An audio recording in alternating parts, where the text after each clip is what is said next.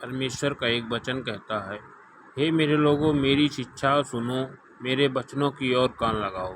प्रभु कहते हैं कि मेरे संतान, मेरी जो शिक्षाएं हैं, जो मैं आज्ञा दिया हूँ, मेरे वचनों को सुनो और जो मैंने आज्ञाएं दी हैं उनको अपने और कान लगाकर सुनो।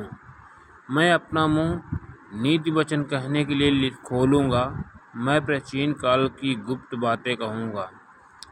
परमेश्वर का वचन आगे कहता है कि अपना मुंह नीति वचन, जो परमेश्वर का वचन है वो परमेश्वर के अनुसार करना चाहिए।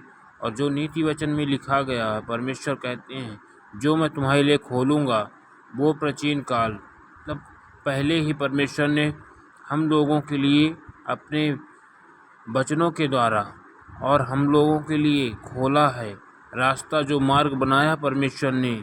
और हमें गुप्त बातें कहने के लिए जो हम परमेश्वर से प्रार्थना करते हैं और प्रार्थनाओं की शिक्षा को सुनते हैं और उन वचनों को अपनी ओर कान लगाकर, ध्यान लगाकर पढ़ते हैं, उन वचनों की ओर हमें चलना चाहिए। जिन बातों को हमने सुना और जान लिया और हमारे बाप दादा ने हमसे वर्णन किया है, और परमेश्वर कहते हैं कि जो पुराने लोग थे, जो हमें पहले भविष्यवाणी हुई थी कि तुम जान लिया है, मैं अगर हम परमेश्वर के बारे में जान लिए हैं तो उन्हें परमेश्वर के वचनों को जानना चाहिए और हमें उन्हें अपने मुख से उन्हें मनन करना चाहिए। और एक वचनों को पढ़ करके हमें उन बातों को जानना चाहिए जो हमारे पुराने भविष्यवक्ता या बाप दादा बता कर गए हैं।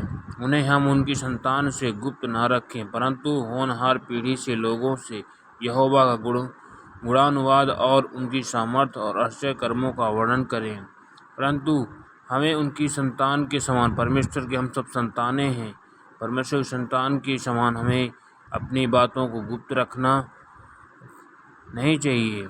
परमेश्वर कहते हैं होनहार बनो और सीढ़ी जो हमारे परमेश्वर ने हमारे लिए स्वर्ग की सीढ़ी बनाकर रखे हैं, हमें उसमें चलना है, किंतु शैतानों की हर एक शक्तियों से बचना है। यहोवा का, परमेश्वर का गुणगान करें, उनका बखान करें, अपने वाणी से, अपने शब्दों से, प्रार्थना के द्वारा, वचनों के द्वारा परमेश्वर का गुणगान करें और यहोवा का हमेशा धन्यवाद करते रहें। उनके आश्चर्य कर्म जो परमेश्वर ने हमारे लिए किया, उनके आश्चर्य कर्मों को ध्यान में रखते हुए हर एक बातों पर मनन लगाएं, अपना कान लगाएं। परमेश्वर का धन्यवाद हो।